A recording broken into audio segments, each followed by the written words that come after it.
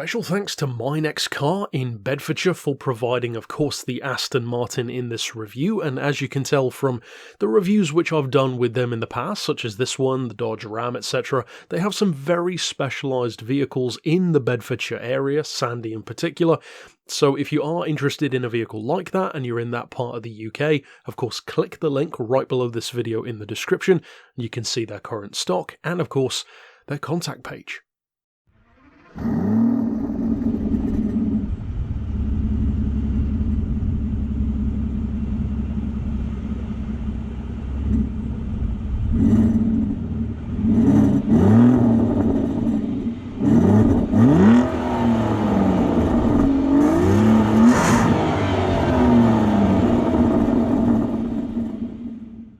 It is by no means an exaggeration for me to say that along with the recent review that I did for the Dodge Ram SRT10, an altogether completely different vehicle, but still nonetheless, both that and this were on my bucket list for vehicles to review. Vehicles that I'd always wanted to get my hands on, and spoiler alert, you could easily say that I'm biased when it comes to reviewing a vehicle like this because the Rapide is legitimately, even before I ever drove one, my favourite Aston Martin. It's the one that I would want to own the most. Interestingly though, and perhaps controversially, I'm not really sure, I prefer the normal one, mostly visually. I like the standard Rapide with around 470 horsepower, I think it looks clean and classy, and it's even a little bit more affordable on the used market. If you're looking for the performance advantage though, well of course the S version, as seen here, is the one to go for. The power, the torque, the sheer engine size is something which was right on the cusp of going away at this point, moving more towards smaller capacity turbo engine performance even from companies like Exotics, Aston, etc. This has a massive, naturally aspirated 6-litre V12. Of course it howls like a supercar, it performs like a supercar. The power is up to 552. That's what you would typically expect from a W12 Bentley, but this does it without a twin turbo, which is what the Bentley uses. The torque is up to 465 pound-feet, which is very good for a naturally aspirated high-revving V12 engine, wherein torque can sometimes be where it will suffer. And in a vehicle like this, as big, as heavy, as long as it is, you really do not want to skimp on torque. In fact, that was one of my only critiques of the otherwise lovely Maserati Quattroporte, which of course I myself owned 2 of. Now, speaking to that point of the Quattroporte, of course famously years ago, Top Gear did a, what I like to call, 3 kings showdown between the Rapide, the Quattroporte and the Panamera, the ugly duckling of the 3. I've now reviewed all 3 on the channel, and I may well do my own version of that showdown in future to give you my condensed thoughts. For now though, I will say that this car, despite me having reservations, my hopes were high, but I expected maybe even to be disappointed given some of my previous experiences with Astons, it not only pleasantly surprised me, but it far exceeded my expectations in many ways. Now that's not to say that it's a perfect car, and I'm not going to gush over it just because I love it so much. As I said, this isn't even my favourite version, but to me, the downsides to this vehicle do not outweigh the good. So let's talk about it in a mixed sense. Some good first and then get to some bad. The good stuff first of all is that this feels, out of those 3 in particular, the Porsche, the Maserati and the Aston, by far and away the most like a literal 4-door supercar. By far. The feel, the finish, the badge panache, the performance, the sound. Yes, a Maserati is gorgeous. Yes, the Porsche is the fastest of the 3 technically, but the Aston, it just feels on another level. And the used prices and how much of its value it still keeps, even though it lost a lot compared to its new price, which was much higher than the other 2, means that that is still reflected. The kind of running costs, the kind of servicing is what you'd expect, in other words, from something like this. Now, on the used market, you can get the standard Rapide, the one that I would want, for basically 45 grand or up, more like the 50 grand region for a good one. These ones, you're looking at more like 60 and up. This one, for example, is 65, and you can pay much, much higher if you want to for super low miles. Now, by far the biggest concern which I had going into driving a Rapide, and this was actually based on some of my previous experiences, was that it would be cramped, because Astons are super sleek, they are very low, the roofline is super steep, and in a four-door limo that's not necessarily what you want it to be like. The Quattroporte has great headroom, the Porsche is very sleek but really spacious at the same time, so can the Rapide really rival that? Well, that's one of the potential good things and bad things, because yes and no. For the driver, absolutely. And somewhat ironically, it's kind of like a Jag XKR in this way, wherein the one that I owned has more than enough space for you as the driver. You could easily drive an XKR if you're 6'7", 6'8". But forget about getting someone in the back. Funnily enough, that's not far off in this. It's very long, it has 4 doors, 4 seats, and it is one of those super limos. But for someone my size, being as I am incidentally 6'3", to get my seat into a position where I'm comfortable means that you're basically removing one of the rear seats from commission completely.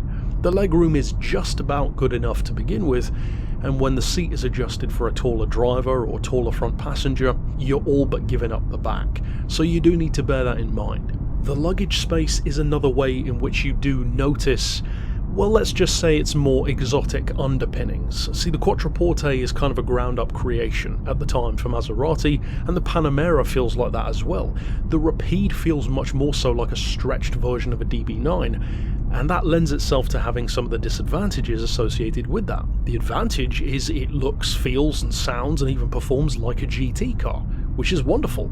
The disadvantage is it has the boot space of a GT car and the rear seat space, which is just a little bit better. So yes, it's serviceable, and yes, it is practical. For me, for example, I could certainly use this car every day. If you are planning to have a lot of luggage, or full-size passengers all the time, rather than in my case like the occasional nephew in the back, well then, if you need more space to be catered for, the Rapide might limit you a little bit. There is also the Aston DBX on the other hand if you need that much space. Now, one of the things which really pleasantly surprised me, and this was another concern that I had, was actually directly because of my other Aston experiences. The first Aston I ever drove was a V8 Vantage, and despite being very pretty, I was surprisingly underwhelmed by it. The second Aston I drove was a 2005 Vanquish, which looks incredible. Every time you drive it, it feels like a special occasion, and certainly it will be an amazing collector's piece, but again, just something wasn't quite there for me, beyond the looks. I was worried that that was going to happen here as well, but it really doesn't. In fact, one of the most common criticisms of Astons has also been mostly fixed as well, and that is the gearbox. Aston doesn't go for a traditional gear shift selector, they have buttons on the dash instead, such as R, D, N, etc. Now, in that Vantage which I used, which had that, it was very clunky and it needed a while to get warmed up. In the Vanquish, of course, it has the straight-up automated manual, which is essentially a clutchless flappy paddle, where you have to use the paddles all the time. In the Rapide, on the other hand, when you press D, it actually feels like a proper automatic, and when you use those paddles, they feel like paddles, not like an automated clutchless manual, and I think that's a vast improvement. Now, one of the criticisms which are sometimes levelled against this car is that at lower speeds, either with paddles or in drive, the shifting can be a little bit clunky. I will partially concur with that, but for me, I only noticed that when using the paddles, and it wasn't really a major issue for me. Some have also criticised the ride, saying it's a little bit too harsh. I'm happy to say I cannot agree with that. I actually think it's way more comfortable than I expected it to be, in fact almost rivaling my own Bentley Flying Spur which I had. That had air suspension, so to even compare it to that is very impressive, I think. Now, speaking to that point of it being like a Bentley, that was probably the most surprising thing to me when I first drove this car, and that is when you don't push it hard, when you don't use the paddles, and when you just basically drive it like a normal car, it is so sedate that I think it's a testament to how much effort Aston clearly put into it, and it's a shame that the Rapide doesn't seem as popular as I believe it deserves to be. Even the sales weren't all that amazing. That shocks me, because as far as I'm concerned, it's the most supercar-esque four-door car you can buy, period. However, It is so sedate in drive mode that it really does feel like they might have even taken some cues from other manufacturers to make this a better approach, going from just being a four-door GT car to actually feeling a step above that. I think that's a great sign, because it means that if you do choose to use it every day, it's not going to rattle your teeth out, contrary to what, for some reason, some car reviewers seem to think. Then again, as I said, I've come from owning Quattroportes in the past, which have also been criticised for that same problem, and I don't think they're that uncomfortable either. Now, I think there's a fundamental problem that some reviewers and some magazines have with these cars, in particular the Quattroporte and the Rapide, even more so than the Porsche Panamera, and that is that they almost forget that this is not a Bentley. If you want a Bentley, buy a Bentley. If you want a Rolls Royce, buy a Rolls Royce. This is an Aston. So yes, it's a four-door, but it's still an Aston at heart. It's an exotic first, a luxury car second, just like the Quattroporte. And, well, really just like the Panamera as well. That means that the performance, the luxury, the supercar nature should come first. Because if you're buying one of these, you've chosen to buy a Rapide. You haven't bought it because you secretly wanted a Rolls Royce, or you could have just done so. This is for somebody who wants that kind of experience, and in my opinion, it was more than satisfactory to what I would want from a car of this type and caliber. Another point in which it could have very easily gone wrong is actually the use of a 12-cylinder engine. See, V12s are very sexy, people love the idea of them, but the thing is, the more cylinders you have in an engine, in a general sense, the smoother they will be. That's kind of the point. That can actually result in losing a little bit of character though, and that's a dangerous thing to do in a car like this. So does it do that? Well, simply put, no. I know that wasn't really holding up the suspense for long, but it has so much soul to it. But it's very much a Jekyll and Hyde kind of car. If you leave it in the aforementioned drive mode, it potters around like it's just a normal car. You could almost feel like it had a much smaller engine than it actually does. But then when you put it into manual, for example, and use those paddles, the higher revs and that howling naturally aspirated V12 and the associated zero lag acceleration that comes with it really does give you everything you would want from that Aston V12 experience.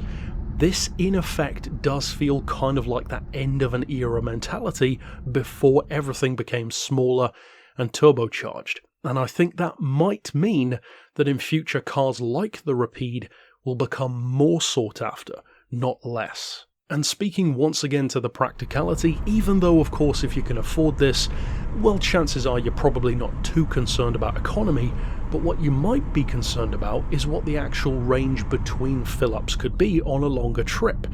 Well, actually in this case it's pretty good. Now chances are you're not going to get this exact economy because it's an Aston, it's a V12 and you're going to drive it as such, but if you do want to be sensible, Honest John, an aggregator site for what owners actually get out of their cars, average out this thing to about 23 miles per gallon. That's actually better than the official numbers say it can do at 21.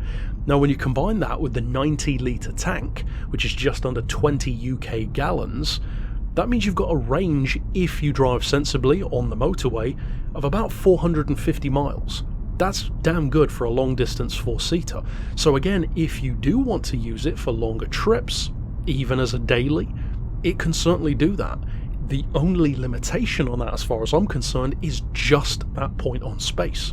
Not for the driver, but rather for the rear passengers and the boot. Now, aside from that space, there is only one other minor qualm which I had with this vehicle, and I don't think this one will bother that many people, but it's just something which I noticed and it needs to be mentioned. The rear window. Now, the shape of the car, the angle of the glass, and just the smallness of the rear window being more like a GT car, on that in effect stretched DB9 shape, you'd expect the visibility to be not that great. Well, actually it's okay, at least some of the time, and that's my word of caution. If you have, such as this one, a lighter spec leather colour, on a sunny day it reflects so much onto the glass that you can hardly see anything out of the rear window. Now of course you still have side view mirrors, so it's not like it's the end of the world, and you can still see, it's just impaired. So, as I said, certainly not a deal breaker, but just something which I noticed. Ultimately for me, this car it alleviated my worries. The number one thing is that I wouldn't fit in it. I immediately knew that that was going to be fine, and then it was all well and good. The thing which surprised me the most is how sedate it could be when you wanted it to, and I will definitely commend Aston for even trying to make a vehicle that can be as sensible as this one is, where under the surface you can tell, based on the gorgeous looks, the howling sound, the monster of an engine, and the sheer performance. 0 to 60 in 4.2 seconds and 203 miles an hour is literal supercar territory, that they really wanted to make this car good. It's not just a 4-door DB9, even though that is kind of what it looks like. I believe it's a fantastic job that they've done. It certainly remains on my dream car list, and even though this was the S version, I suspect, based on my experience here, that I'd probably like the normal one as well. Ultimately though, that's it for my thoughts on the Rapide. Tell me yours down below. Are you a fan of the car? It seems to be one of those vehicles where people either really love it or just don't really care. So tell me your thoughts if you own one or used to. Of course, drop that down below as well. Maybe even some words of caution for other potential owners.